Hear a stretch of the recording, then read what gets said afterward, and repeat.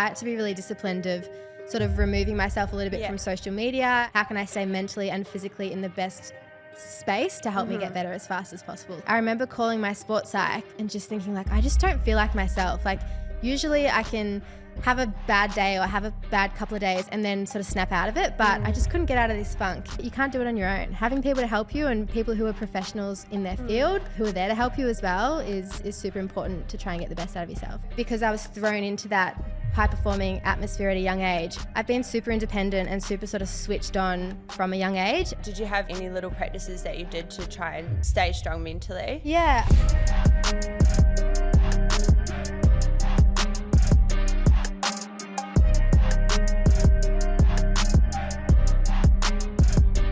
Hey fam, today we are joined by Anabelle Smith, who is an incredible person but also an Australian diver. She is a 3-time Olympian and a Commonwealth Games champion in the 3-metre synchronised springboard.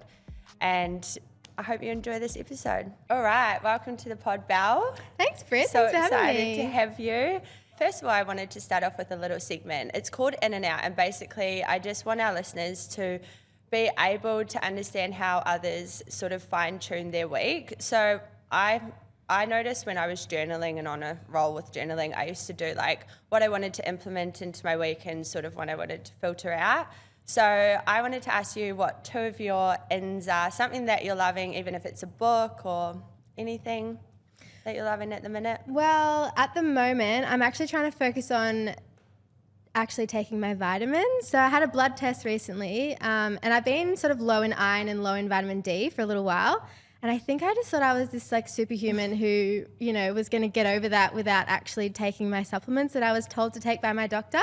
And as an athlete, obviously we've got to be super careful with what we take. So there's only specific ones that we can take.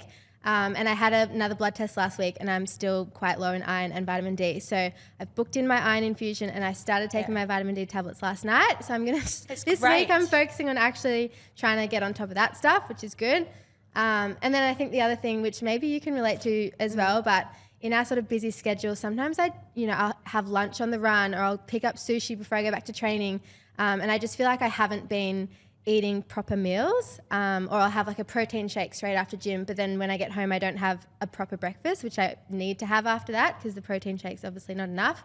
So I've also been trying to focus on getting a proper breakfast, proper lunch, proper dinner in every day, which is good. Yeah, nice. I actually did hear something recently about vitamin D, that so many people are deficient in it. Yeah, well, especially this time of the year. We haven't had any sun. So, and I obviously train indoors for my sport. So, you know, it's hard to get vitamin D when we don't have that sunshine. Yeah, those are great. Do you have an out, something that you're filtering out that you'd like to get rid of?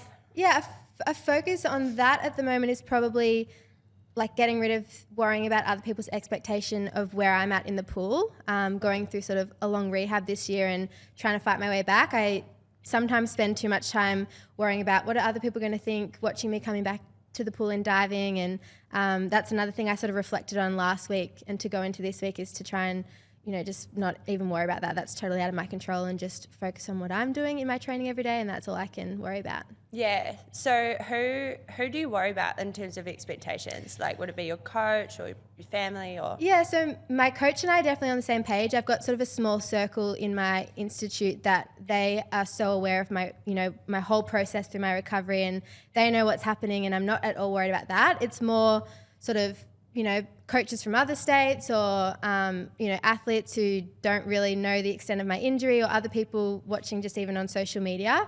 You know, sometimes it's hard to, you know, expect people to understand where you're at, and some people might say comments or whatever that puts doubt in my mind of like, oh, am I where I need to be in my rehab, or do I need to be pushing more? And for me, that's not been helpful. So to sort of get rid of that and just really trust my inner circle, that's been an important lesson for me. Yeah, I think that it comes down to self-trust. Yeah. Like trusting that even though it's uncertain and you're sort of in the flow of the unknown, just being able to go, all right, no matter what happens here, I'm going to just trust myself that I can get through it, and then just somehow block out that noise. It 100%. takes so much courage to be able to do that. Like even just not being an athlete, Yeah. hearing what other people think in any line of work is like tremendous. And it does make a huge difference when you can sort of just focus on the things in your control and understand that all that other noise it's going to happen can't whether you control like it or not. So it's kind like of irrelevant. an instant not relief when you just start to put those affirmations in your brain of like, I can't control it, it doesn't actually matter, and it's all of a sudden like, oh, you can just feel your shoulders like relax. Exactly. In terms of like when you've got to have that so much discipline at such a young age and then so much focus, and your sort of day to day would end up being so different to those around you and your friends, how did you sort of notice how you balance that, or been able to just stay strong in what you were doing and not kind of sway the other way? Yeah, like there's definitely when everyone was partying. And, yeah, definitely was challenging at times.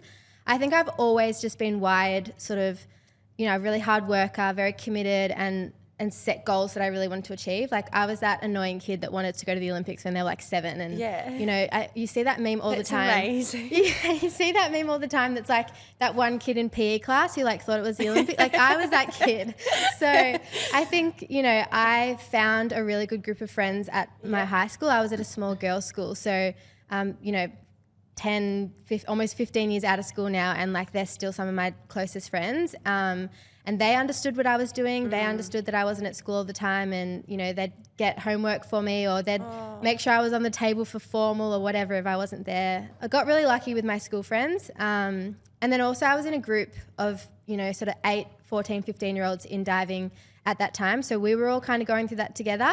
And they sort of became my best friends at that time, because we were all doing competitive diving. We all weren't hanging out, with friends after school or whatever. So you kind of just lent on those people because we were in the similar situation. Yeah. But there's definitely times where I dealt with people who didn't understand what I was doing and couldn't understand why I was like that kid that, wouldn't socialize after school or sometimes couldn't go to parties. But at the end of the day, I kind of knew what I was doing, where I was going, and I wasn't overly fazed by getting off that path. In terms of your training week, like you said, you still do 30 hours? Like a little bit less now. Yeah.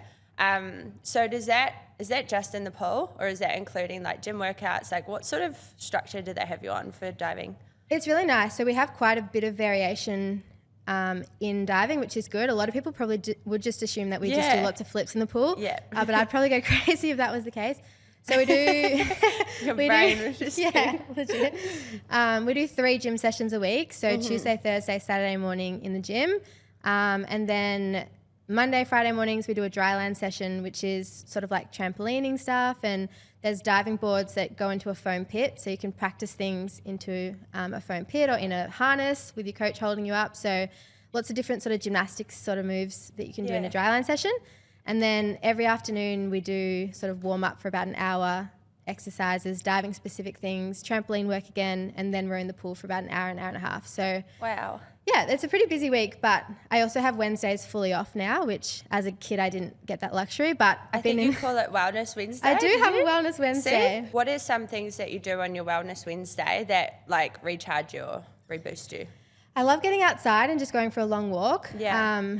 I can't really, use my legs too much on a day that I do have a full training load, because I have to sort of, leave my muscles to be ready to perform in the pool. But I love going for a long walk outside. I love getting a massage. We have massage and physio a lot in sport, but it's usually obviously specific for injuries or whatever that might be.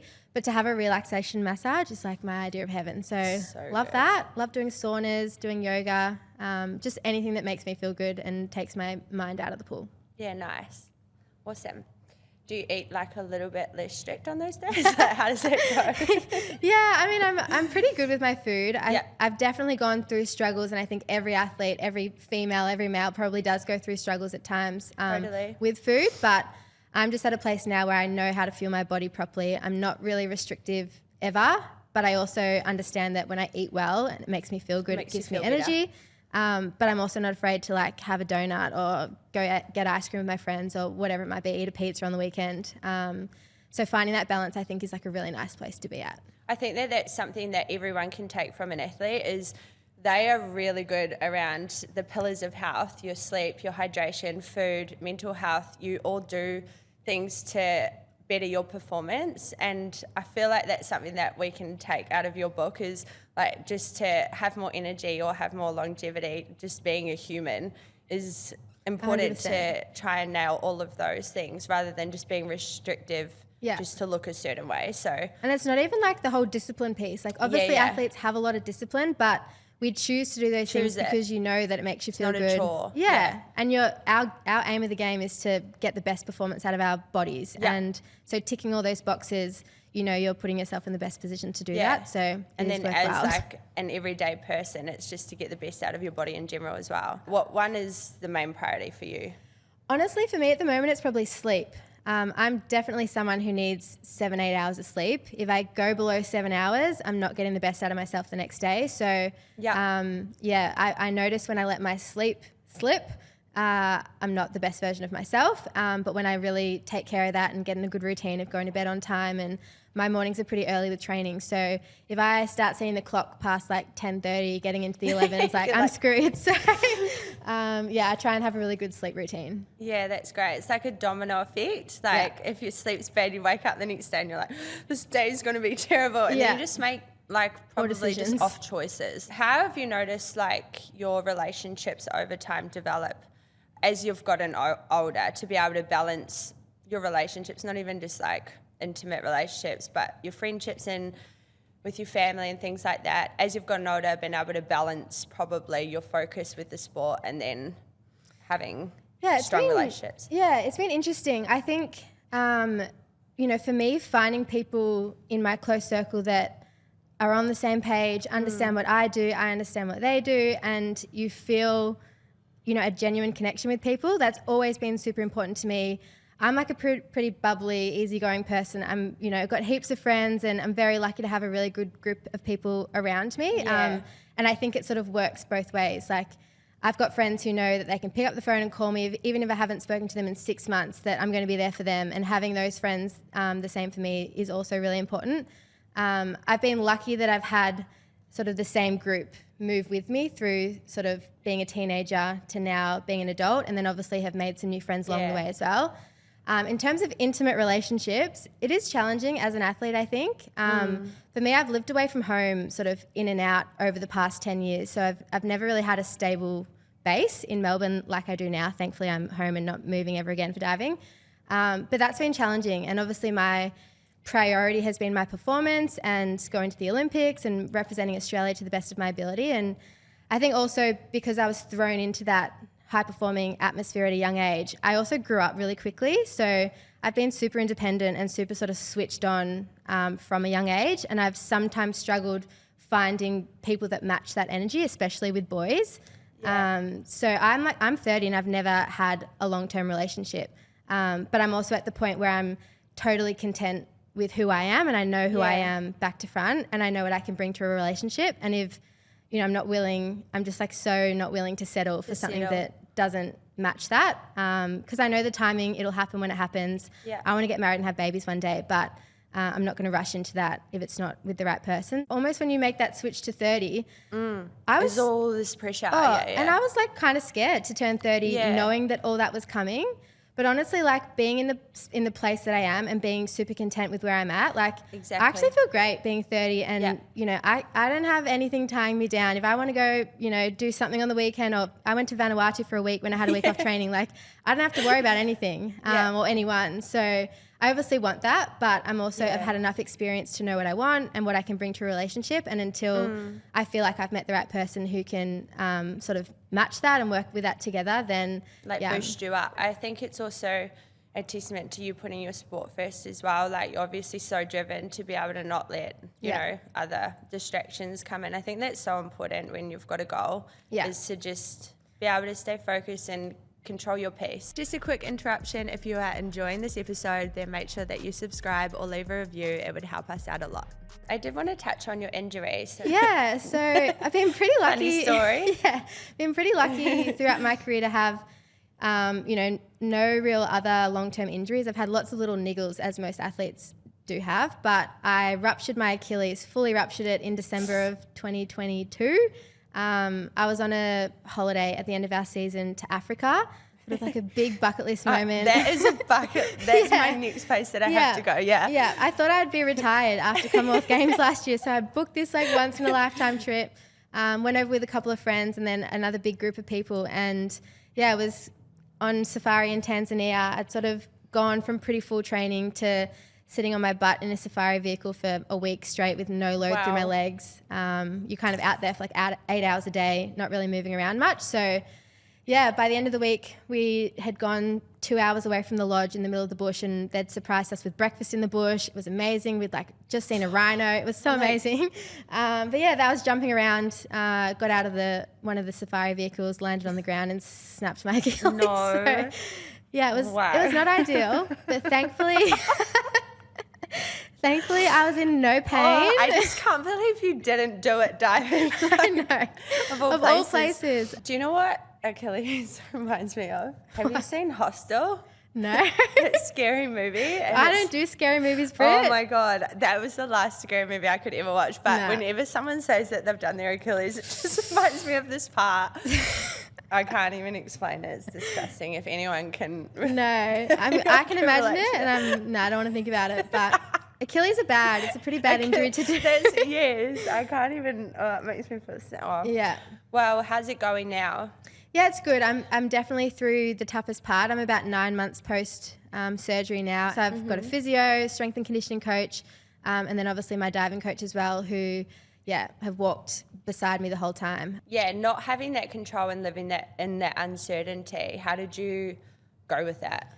Oh, it was a struggle. I usually live with my brother, but he'd been interstate for work for about 6 months when I had done my Achilles. So I actually found a video the other day where I was, I don't know why I thought to film this, but I love looking back on stuff like this. But I live up 2 flights of stairs in an apartment building, so we don't have a lift. Yeah. And I was on crutches for like 3 months in a boot.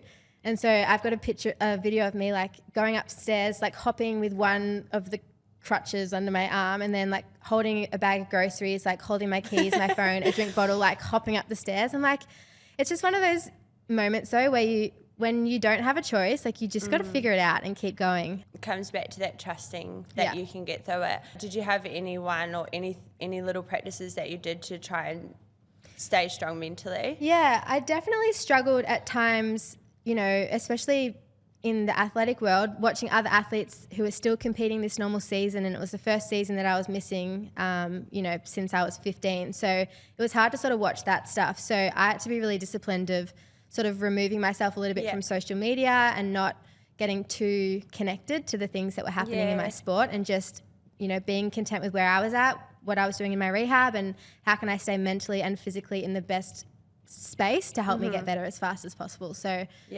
just having a bit of discipline around what I was consuming was probably important.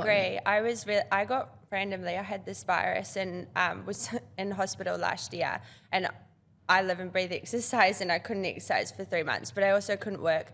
And the number one thing that helped me, like everyone was like, how have you not gone insane? And for the first week, I'd still been on my phone, but the number one thing was I just had my phone in my room and I just stayed on the couch, and it just saved me. Not like as soon as I looked at it, I don't know what it was, but I just get all the like a rush of anxiety. It doesn't make you feel good. If you're not in the right headspace for it, it's just not worth it. Just block it out, and then you're like, it's kind of like when you're on a plane and no one can use your phone, and like it's like the best you 12 just hours. get food coming at you, you got your movies. It's the best feeling. So and it's true. sort of like that. Like the minute that I put it aside, I was like, all right, I can just settle in here. Yep. Wow. It would have been obviously so hard for you though. I'm sure you're touching on it lightly. I've followed you for a long time, and I do see you credit your sports psych often.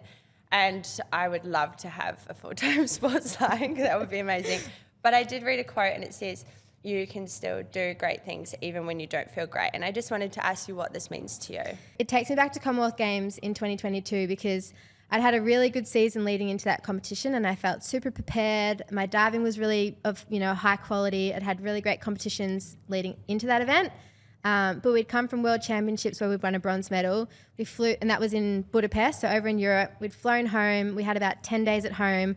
I didn't really ever get over jet lag. Before then, we were on a plane back to Edinburgh for a camp in Scotland before going to Birmingham for This is the part that I just can't comprehend, like jet lag. Yeah, so it was a lot, and I just got to Commonwealth Games just feeling pretty crap, and I couldn't get myself out of this funk. And I remember calling my sports psych and just thinking, like, I just don't feel like myself. Like, usually I can have a bad day or have a bad couple of days and then sort of snap out of it. But I just couldn't get out of this funk. And she helped me to just like acknowledge that your body is sort of shot at the moment. You've gone from one end of the world to the other and back again. And there's a lot of pressure going into Com Games. We were expected to win a gold medal. So I had that in the back of my mind as well. And she, you know, we're also in a very small environment. We've been with the same people for like a month. We were staying in a village at Commonwealth Games where we weren't really supposed to leave much because there were still COVID protocols and whatever. But she just said to me, she's like, go put on some normal clothes, get out of your uniform, walk out of that gate and go get a coffee outside the village and just like have some time to yourself. And she knows me well enough to know that I gain energy from being on my own, and I need, you know, I've got a social battery limit, and when I hit that, I need to recharge on my own. So anyways, I sort of did that and then got to my competition, was still feeling pretty crappy, but at those moments I've got enough experience and enough knowledge to know that I just have to trust that my body's going to do what it does and what I've trained for so many years. And we ended up winning that gold medal and I had a great competition. Wow. And I just thought to myself, like, this was the perfect example that you can do hard things and great things even if you don't feel great. So I think that's one thing that I want to take into my life outside of diving is that exact quote. Is there another crucial piece of advice that you've taken away from your sports psych over your time with her? A really important part of my career, sort of the middle of my career where, you know, I was this, as I said, a super sporty kid that had heaps of talent as a young girl and through my sport had heaps of success really early on. And I sort of like didn't have a worry in the world, thought everything was great, like I'm performing well, I don't really have to, you know, do too much work to be performing well in terms of psychological strategies. But then I got to this point where I had to move away from home and I sort of didn't have as much balance in my life. I was fully focused on diving, didn't have a great support system outside of the pool, and I hated competing. Like I would get to a competition and all I wanted to do was go home, not be there. And I would stop and think like, I train so much to compete. And then I get to a competition and hate it. Like something's got to change here because this is a big fat waste of my time if this is going to be the case.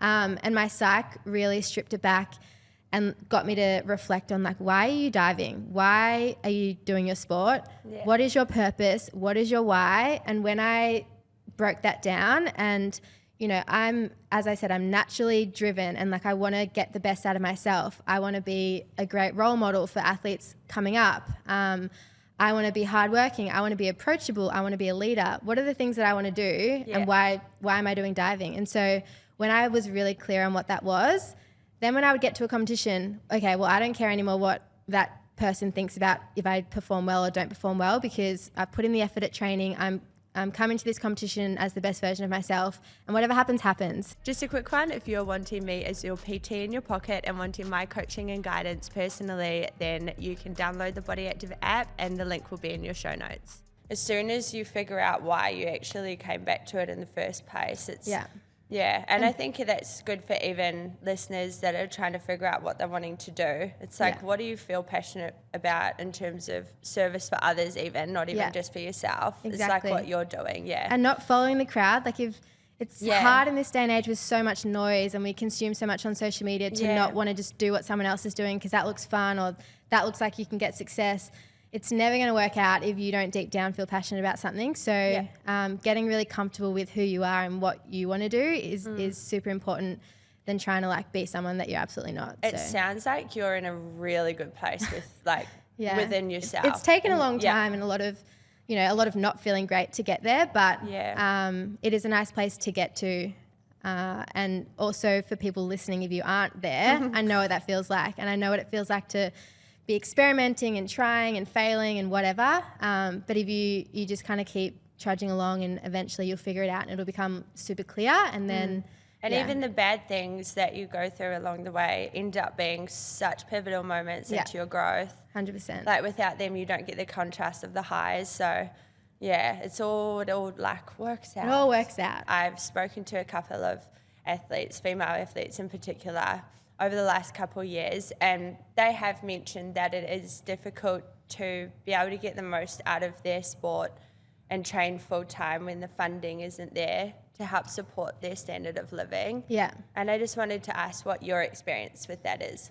Yeah, I feel very fortunate that because I did have quite a lot of success from a young age, a lot of funding in sports is dependent on your results, which can be super stressful. And it wasn't until I was a little bit older and started thinking about those things that became a pressure that I was focused on.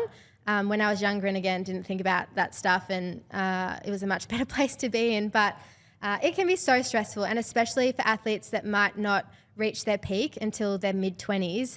Well, if you're out of home or over 18 and trying to be financially independent, it is hard to train the hours that you require to be great at your sport whilst not working at the same time. So for me, I feel like very fortunate to be in a position where I've been able to sustain and comfortably live and be financially independent, for a very long time now because of my success in my sport. But I also haven't just been able to rely on the funding in sport because, again, it's been great, but it's definitely not enough to get by. So I've been lucky to have some really great partnerships as well, who have supported me, and those partnerships have come about super authentically, and it felt,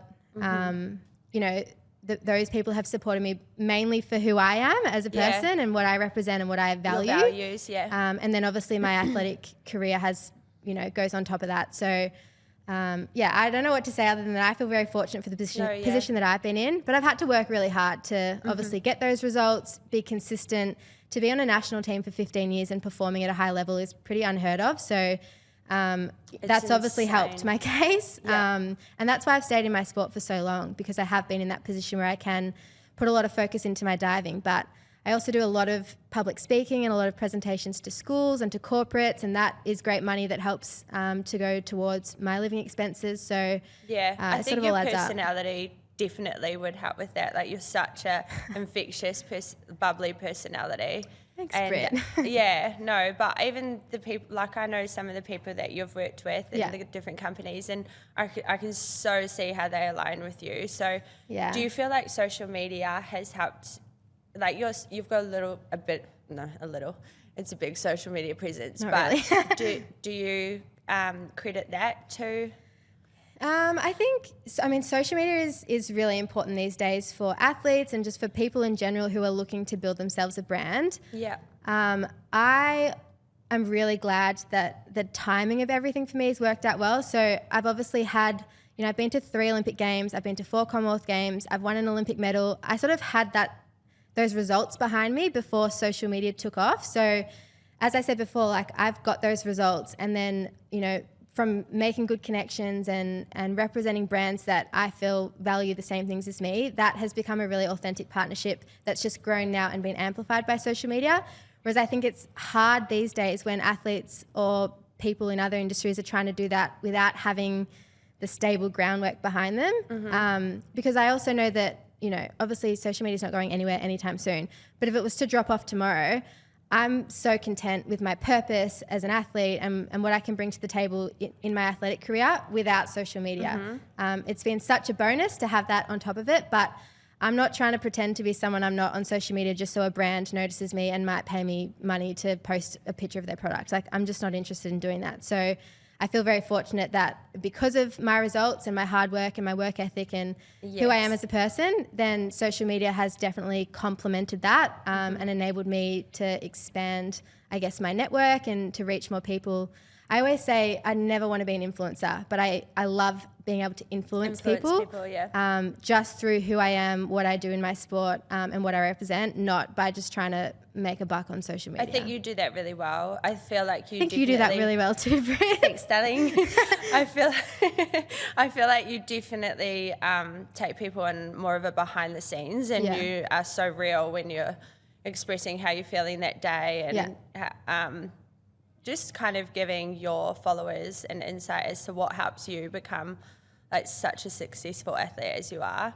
Yeah, it's a tough world. I'm sure you're the same. Some days I'm like, I just don't want to go on social media, which is totally fine. And some days I don't. But then I've always enjoyed sharing my stuff. I've always enjoyed taking pictures. My brother and sister are going to thank me one day because I've got a million photos of our family and holidays and whatever it might be. And they don't take photos. So as much as it's annoying sometimes, I'm going to have all those memories. But it feels natural to me, and I love sharing what I do, but I'm never going to do something just for the sake of, this is for social media, or this is to try and look like this or whatever. So, I'm not interested in I think your that. following isn't so much about that. I definitely think that people follow you because you are so successful at your line of sport. So that makes me feel good. Thanks, Britt. Definitely. Like, I can't believe that you've gone to the Olympics and you got bronze medal at the Olympics, didn't you? Did you get a tattoo?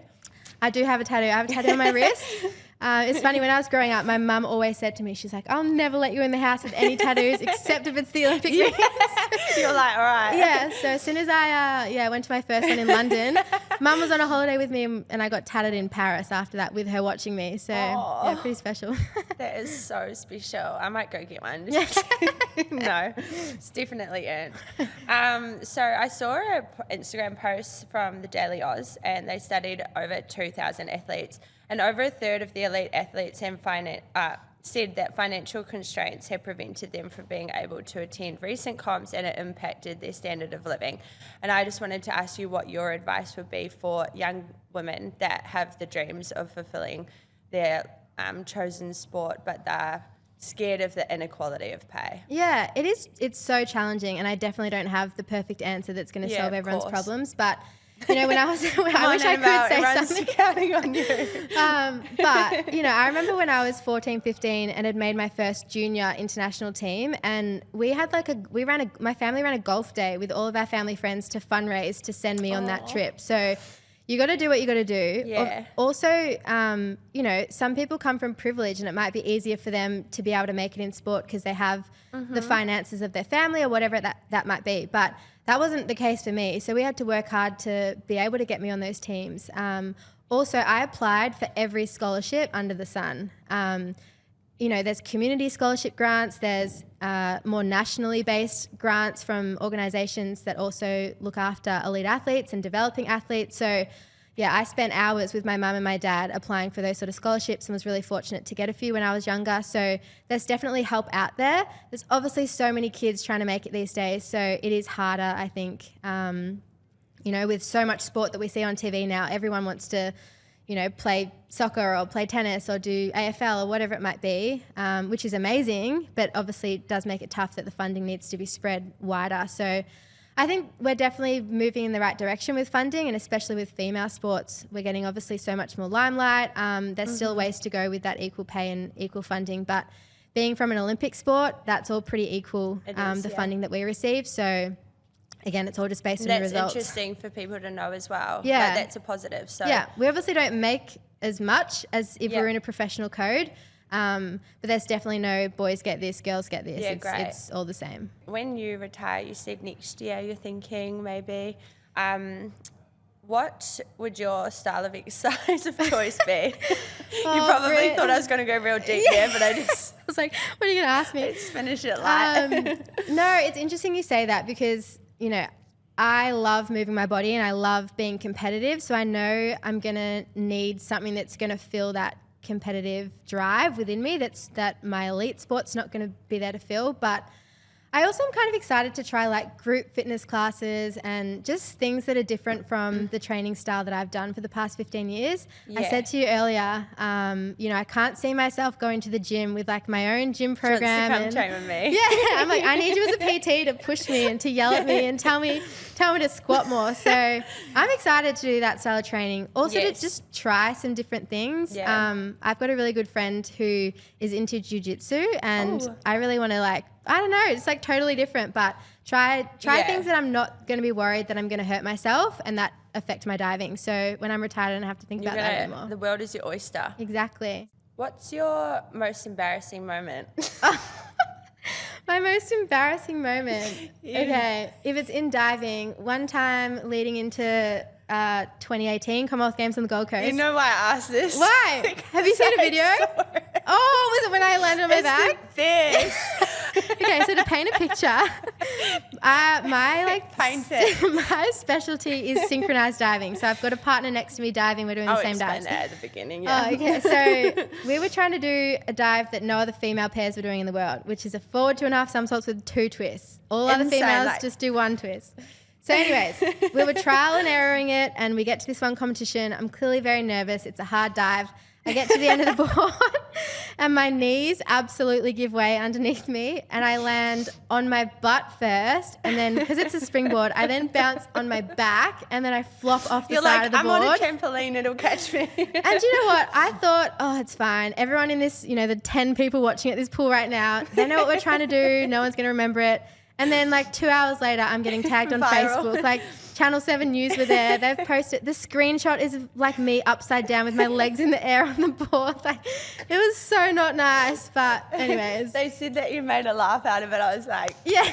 It's my girl. Yeah, and those times I might just smile and wave. That smile is and so wave, funny. but- There's nothing funnier. Not even just that video, just people slipping in general. Fail videos. I understand it's entertaining, just not for the person who's failing. But when I think of me slipping like that, oh. I just remember I was at a wedding once and I had hair extensions in my ponytail, and I didn't know I didn't know anyone really at the wedding. I was with my partner, and there was a girl that was half my height, and I'm a giant in heels, and we're doing that thing where you swing in and you lean back. Oh yeah, and she did it naturally Yeah. because she's tiny, and then she goes, your turn, and I was like, yeah, this is the best idea ever. And I go and spin and I lean back and my feet just come from underneath me, my hair extensions go flying, my rosés in the air. It was mortifying. Everyone just stopped.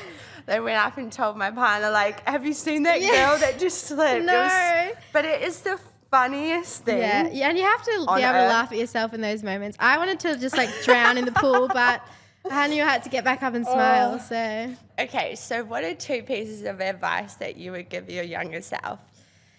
Ooh, 2 pieces of advice I'd give my younger self. Probably to just be totally okay with who you are and not, I know that's so cliche, but if I could go tell my 18-year-old self even that you don't have to try and be like X, Y, and Z, you don't have to try and be like this person or look like that person or whatever it might be. Who you are and the little path that you're on is perfectly fine. Another piece of advice I would tell my younger self, to not be afraid to get a support team around you. Obviously mentioning my psych, but having a dietitian, having a doctor within my sport has been super important, but it's also made me encourage, my friends and my family who aren't in a sporting environment to also have the courage to reach out and get help when they need to. I think sometimes we think especially as a kid, you don't have maybe as many stresses as you do as an adult, and you just think you can sort of get through it on your own. But the earlier that you can learn tools and gain experience around how to cope with different scenarios, I think the better off you're going to be in the long term, and building that resilience is also really important. You're such a good speaker. Thanks, Britt. Sit here listening to you all day. Well, it has been a true honour having you here, Belle. I am so stoked that I got to have you on, and I'm sure everyone would have loved what you had to say. You speak so well. You're an incredible athlete, and I can't wait to watch you in your next year before you hang up the bathers. Thanks, Britt. Thanks for having me on. And obviously you're doing incredible things for females in this space as well, so it was a privilege for me to be on today. Thanks for joining us on Train the Brain podcast. If you would like to hear more from myself and my guests, then make sure that you subscribe, and I'll see you next time.